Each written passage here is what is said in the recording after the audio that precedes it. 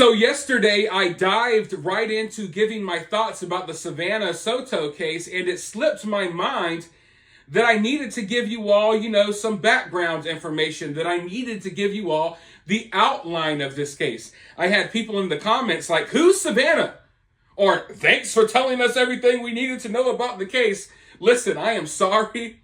When you're late hopping on a case like this one, you kind of just assume that the audience already knows about the case and they're already up to date on information. And most of the audience was. Also, when you're getting messages and comments left and right, people telling you, "Hey, cover this. Did you see this detail? What about this detail?" It kind of gets all jumbled up and you're just ready to go out here and give your thoughts. You know what I mean? But I understand that a lot of you had no idea about this case. Now, some of you will know the information that I'm about to share, and that's okay. Others don't. You have to understand that I have a community here of thousands of people, some of which love true crime, but I also have thousands of people that don't pay attention to true crime, and they want a background to this story. I know a lot of you have been looking into the case yourself, and it's confusing. You're confused about what actually went down here. But this case really isn't that confusing at all. The internet is just making it confusing, okay? They're running wild. They're going crazy with this story, as they typically do. There's a lot of speculation, a lot of finger pointing, a lot of misinformation, people just sharing lies just for attention.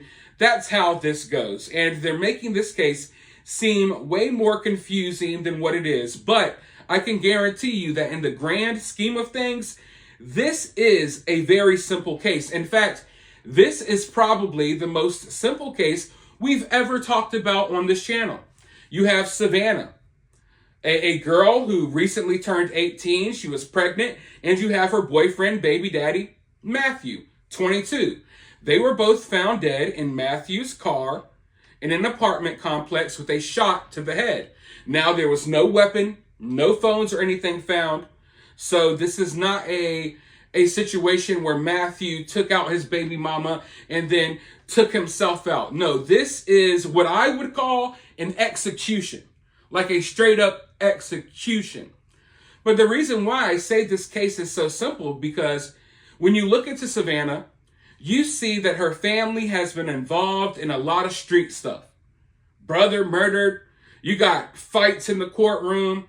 You got stories out here about people getting robbed, finessed, people taking vape cartridges, this, that, all, it's just a lot of stuff, right? I don't want to say gang-related activity, because just because you're involved in doing dirt on the streets doesn't mean you're part of a gang, but people would call it gang activity. People would say, "Oh, Savanah's family has been involved in some gang activity." I'm not saying all of her family. I'm not pointing out specific members of her family. Just they've been involved in some street stuff, right? And then you take a look at Matthew. Matthew was a known dealer. It was no secret. He would post when he read up on social media. In fact, he posted that he read up right before he went missing and was found dead. He would post pictures of him with large stacks of cash and weapons. And he was on probation for beating up his baby mama, Savanah. And word on the streets was that he used to put his hands on Savanah a lot. So when you take a step back from this case, you get rid of all of the confusion that you see on social media, and you look at this case for what it is. It's very, very simple. The writing was on the wall. You could look at Savanah, you can look at Matthew, you can look at their pictures, you can look at their backgrounds, you could look at their stories, and you would already know that it was going to come to this type of ending. You know what I mean? Like, all signs were pointing towards early death or jail. So there's no big surprise here for me. They could go online and everyone can act like these people were innocent angels, but that's definitely not the case here. Now, I'm not saying they deserved what happened to them. I don't feel that way at all. Just because you're living the street life and you're living the fast life and you're doing this and you're doing that doesn't mean you deserve what happened to them. So, and what happened to them is tragic. It's a tragedy. It's horrible. But I'm not the one that's going to sit here and pretend like like you couldn't see that this was going to happen. You know what I mean? I'm not going to sit here and pretend like this is a big mystery. I'm not going to sit here and pretend like I'm surprised about what happened to them now that I know more details. And I don't think you're doing anyone any favors by shying away from the reality of this case. And the reality is, it's some street stuff, and that both of these young individuals were on a path to destruction.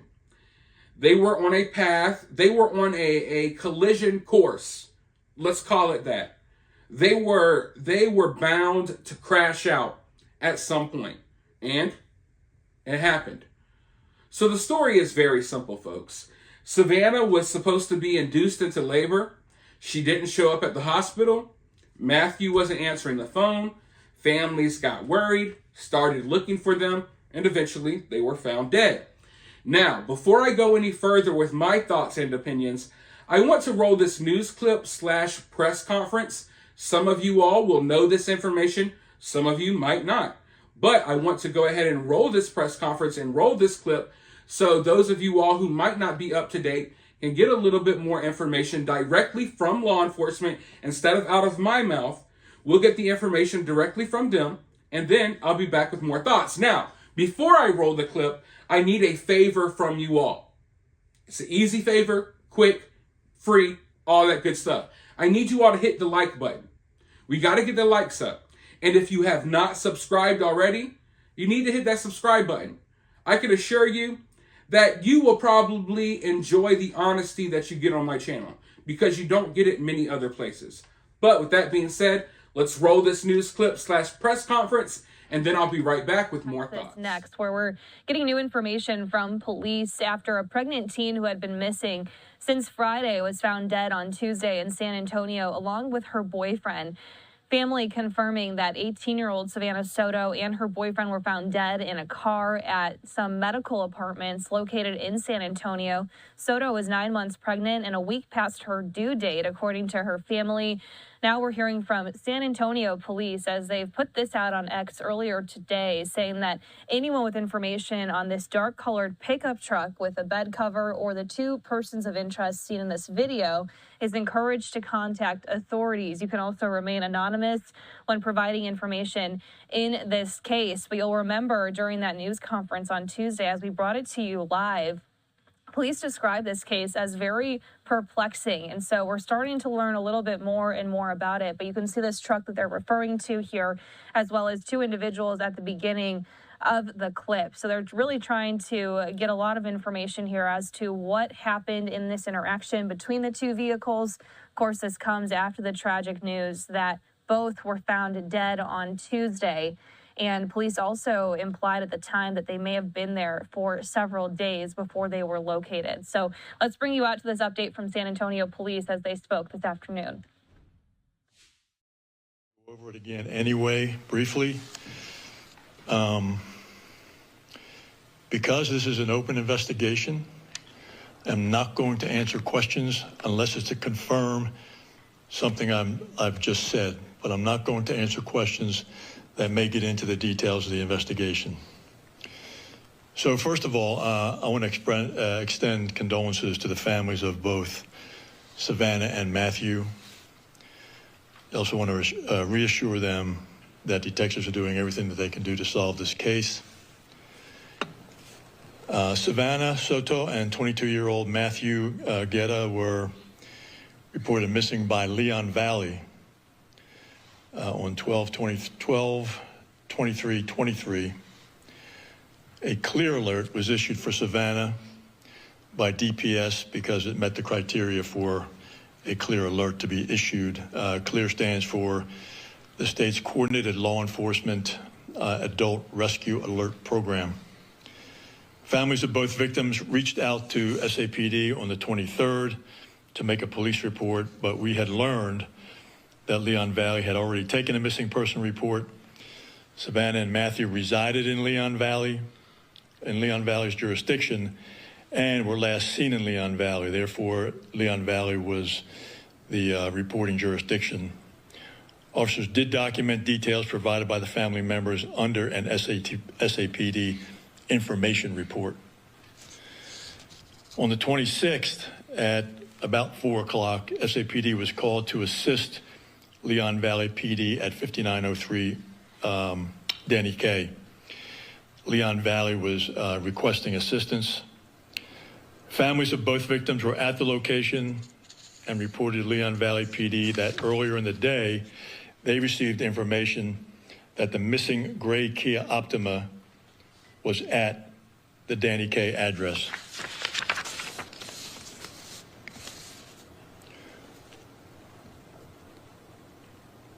When police arrived, they discovered 2 people in the Kia. EMS was called to the scene, and they pronounced both victims at the scene. It appeared that the vehicle had been located at that location for several days. The medical examiner had identified 22-year-old Matthew as one of the deceased victims in the vehicle, and he died from a gunshot wound to the head. The manner of that death is still pending. The second deceased victim has not yet been officially identified by the medical examiner. However, I think we can be confident that that second victim was Savanah. This case is being investigated as a capital murder case. Detectives right now are combing through days of surveillance video from several different locations that the victims were known to be, where the victims were known to be. Detectives are hopeful that surveillance video will lead to the events leading up to their death. Detectives are also combing through social media and cell phone records to determine the last communications with the victims. We have a video here that we're going to share with you. We have already put it out on social media. You may have already seen it, but we're going to run this video here today. We are hoping that someone is able to identify the individuals that are seen in this video. If anyone has any information regarding what they may see in this video, I would ask that you call homicide on 207-7635. You can remain anonymous. You do not have to give your name. The video was taken from a nearby location where the bodies were located. And finally, here is a slowed down image of the first person of interest getting out of the Chevy Silverado that is seen next to the Kia. And then here's another, there'll be another slowed down image of the second person of interest getting out of the victim's Kia Optima.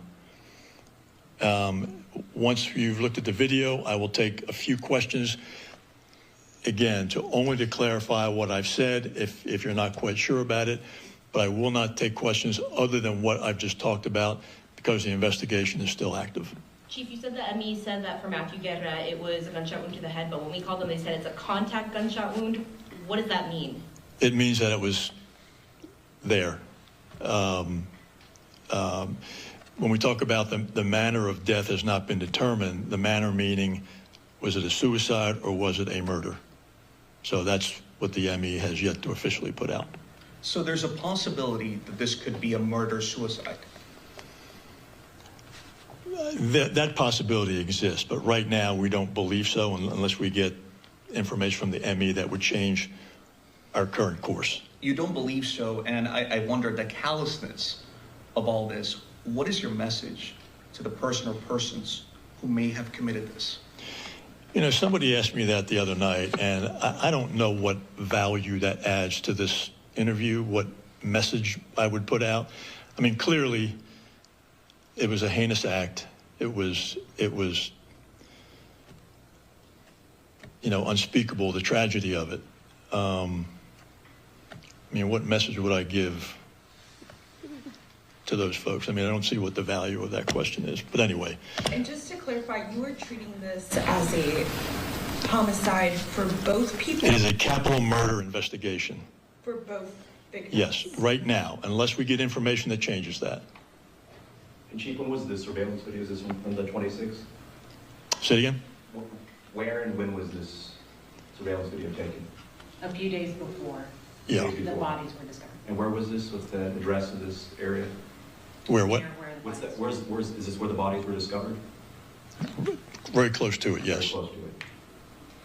I do see, I believe he is handing something to the driver of the pickup truck. Do we know anything about that? I mean, that's what we're looking at.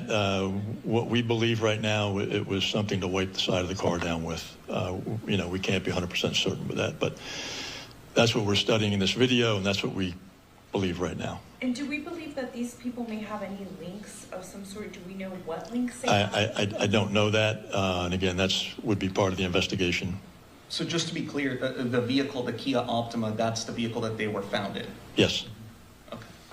But the person that's getting out of the vehicle, you're saying out of the Kia Optima, is there somebody that gets out of that vehicle that you're trying to say? Yes. And you don't believe it to be either Matthew or? No. Okay. So Correct. do you all believe that they were shot, the killings happened somewhere else and they drove the car and dumped it? Well, again, I don't want to get into the details other than what I've talked about here today. So, the answer to that question would be yes. But other than that, again, I'm not going to answer questions that are outside of what I just talked about. All right, so the police chief here in San Antonio getting right to the point with these updates they're providing at today's news conference regarding the death of Savanah Soto and her boyfriend, the pregnant teenager and her boyfriend who were found dead in San Antonio on Tuesday this week. The big piece of information here that police are talking about, again, is this video that they released on X showing a vehicle of interest, this truck that you see off in the distance of this video that is next to this car. And there's two individuals that get near the car close by, believed to have Savanah and her boyfriend inside. And so this is the big info that they're hoping the public might be able to assist with right now. Wanted to bring you that update out of San Antonio, Texas, especially as we're learning a little bit more about the investigation, as they're calling it a capital murder investigation too. So we'll continue to keep you updated. So there you have it, folks. It's really not as confusing as it seems when you hear the actual details from law enforcement. And in my opinion, I think that this will be an easy case to solve. It all just depends on how law enforcement feels. Because I know when I look at this story, I'm like, okay, it's kind of obvious what happened here. And, sometimes law enforcement feels the same way. Sometimes they're not as passionate or as adamant about solving cases like this one as opposed to others, because sometimes people feel like, hey, these other cases deserve more than this case because these people were throwing their lives away anyway. And I'm not saying that Savanah was throwing her life away. I'm just saying that can be the mentality. And I understand that mentality. If you're a cop or an investigator and you got this many homicides, this day, if I was an investigator, I would put more of my energy into solving cases that have to do with totally innocent people as opposed to cases that have something to do with gang-related activity and all of that nonsense. But I said it before in past videos. I think the key to this case is not the surveillance footage, which that will help law enforcement a lot as well.